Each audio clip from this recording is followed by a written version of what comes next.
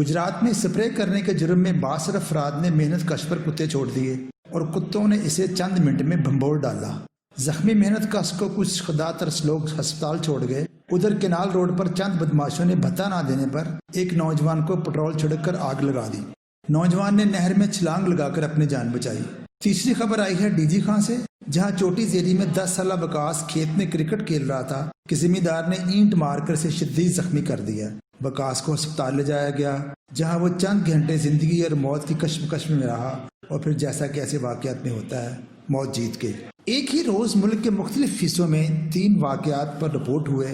नामालूम दसियों ऐसे वाकयात होंगे जो रिपोर्ट ना हो सके हों।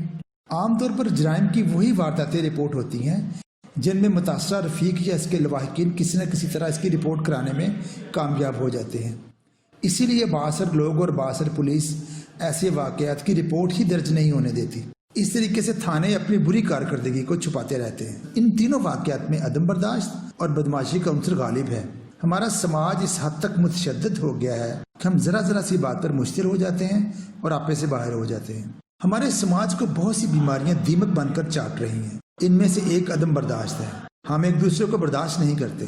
दुश्मन तो दुश्मन, हमें तो दोस्तों की कामयाबियां भी चुभने लगती हैं। किसी ने क्या खूब कहा था, अगर मेरा दोस्त पास हो जाए तो मैं खुश होऊंगा, लेकिन अगर वो अव्वल आ जाए तो मुझे बहुत अफसोस होगा। हमारे दुख, अलमिये, गम, मुसीबतें अपनी जगह, लेकिन क्या इन सब दुखों के वो लोग जिम्मेदार हैं जो हमारी नफरत की भीम चढ़ जाते हैं? हम तो उनकी उम्मती हैं जिन पर कूड़ा फेंका जाता, दौरान नमाज जानवर की ओजड़ी डाल दी जाती, इन्हें इतने पत्थर मारे गए कि आप सल्लल्लाहु अलैहि वसल्लम की एड़ियां खून से भर गईं, लेकिन आप सल्लल्लाहु अलैहि वसल्लम ने सब्र से काम लिया।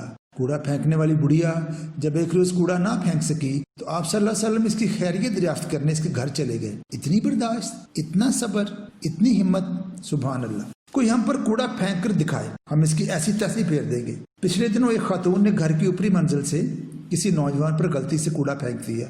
महल्लों में दूसरे मंजिल पर रहने वाले घरानों की औरतें अक्सर ये गलती करती रहती हैं। अगले रोज इस नौजवान ने इस खातून पर घर में घुसकर तेजाब फेंककर इसका चेहरा झुलसा दिया। वो थी रसूल पाक सल्लल्लाहु अलैहि वसल्लम की बर्दाश्त, और ये है हमारी बर्दाश्त। प्यारे लोगों, हमें समझाने के लिए अब किसी नबी या पैगंबर ने नहीं आना और ना अब कोई मजीद इल्हामी किताब उतरनी है। कुरान मजीद के मुकम्मल होने के साथ ही हमारा दीन भी मुकम्मल हो कर दिया गया है। वो कौन सा जमाना होगा जब हम अपनी इस्लाह करेंगे? ऐसा मुआशरा कब पैदा होगा जब हम अपनी इस्लाह करेंगे? अपने दुखों से ज्यादा बड़ा मसला शायद हमारे लिए दूसरों की खुशियां बन गया है। एक बार एक शख्स ने तपस्या की जिसके नतीजे में एक जिन हाजिर हुआ। जिन ने इससे पूछा, बोल क्या मांगता है? मफलूकुल हाल शख्स ने कहा, कुछ नहीं, बस खाने पीने की फरावानी हो जाए। जिन ने इसे एक हांडी ला कर दी और कहा, जो चीज इस हांडी में पकाने की ख्वाहिश करोगे खुद ब खुद पक जाएगी और बाफरात पकेगी। चुनाचे खुराक की किल्लत का शिकार वो शख्स हांडी लेकर कुशा कुशा घर को चला। घर पहुंचते ही हांडी सहन में रखी, दुआ की आज कीमा करेले पक जाएं।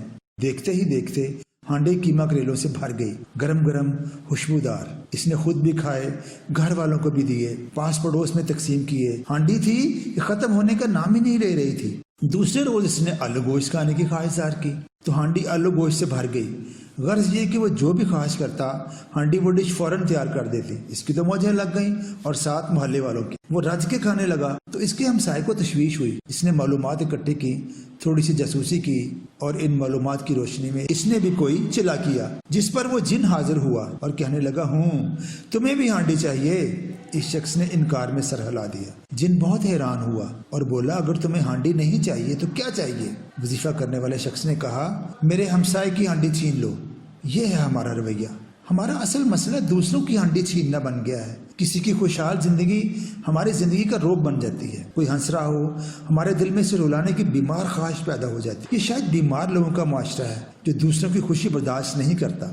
बड़े बूढ़े बताते हैं, जब लाहौर में चंद एक कारें थी तो शुरफा की सवारी टमटम थी या फिर बाइसिकल।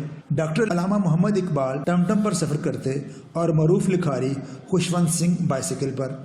हमारे उस्ताद डॉक्टर मेहदी हसन बताते हैं कि इस दौर के यूनिवर्सिटी के तलबा और तालिबात साइकिल पर आते और इस सवारी पर फख्र करते। लोग बताते हैं कि जब कोई गाड़ी यानी कार कहीं देखी जाती तो अक्सर लोग इसके इर्द गिर्द जमा हो जाते, इस पर हाथ फेरते, इसकी तारीफ करते। कोई हसद से न जलता, बल्कि कहा जाता, अल्लाह इसके नसीब में करे, अल्लाह इसे और ज्यादा दे। لیکن عدم برداشت کے سپولیے ہمارے سینوں پر رینگتے رہتے ہیں. کسی کو خوش دیکھ کر ہم حسد سے جل بھن جاتے ہیں. ہماری کامیابی، ہماری پسند کا کوئی نہ کام نہ ہو ہم ہتھیار اٹھا لیتے ہیں. ہماری پسند کا کوئی کام نہ ہو ہم فوراً ہتھیار اٹھا لیتے ہیں. ہماری کسی کامیابی پر صاف صاف پتہ چل رہا ہوتا ہے کہ کون ہمیں خوشی سے مبارکباد دے رہا ہے، تو کون مبارکباد کے پردے میں اپنے دل میں کہہ رہا ہوتا ہے اور جا تیرا ککھ نہ رہے. اچھے معاشرے برداشت کی کوکھ سے جنم لیتے ہیں، امن کے ماحول میں آگے بڑھتے ہیں. رواداری اور برداشتی زندگی کا حسن ہے. پیارے لوگوں، میری سوچ دوسروں سے مختلف ہو سکتی ہے. یہ تنوع ایک خوبصورتی ہے. یکسانیت تو من و سلوہ کھانے والوں کی طرح ہوتی ہے، جس سے ایک ہی ہفتے میں دل بھر جاتا ہے، پھر دل پیاز کھانے اور مسور کی دال کھانے کو کرتا ہے. چند روز پہلے ایک سیمینار میں اسلام آباد کی یونیورسٹی کے ایک ڈاکٹر دوست بتا رہے تھے کہ ایک بار ایک استاد ٹائی لگا کر کلاس روم میں گئے تو چند طلبہ نے ان سے پڑھنے سے ہی انکار کر دیا اور ان کی کلاس کا بائیک آؤٹ کر دیا. جب عدم برداشت اس حد تک بڑھ جائے تو پھر اختلاف کی اگلی منزل موت ہی ہوا کرتی ہے. یہ بم دھماکے، یہ دہشت گردی ایک نقطہ نظر کے اختلاف ہی کا تو نتیجہ ہے.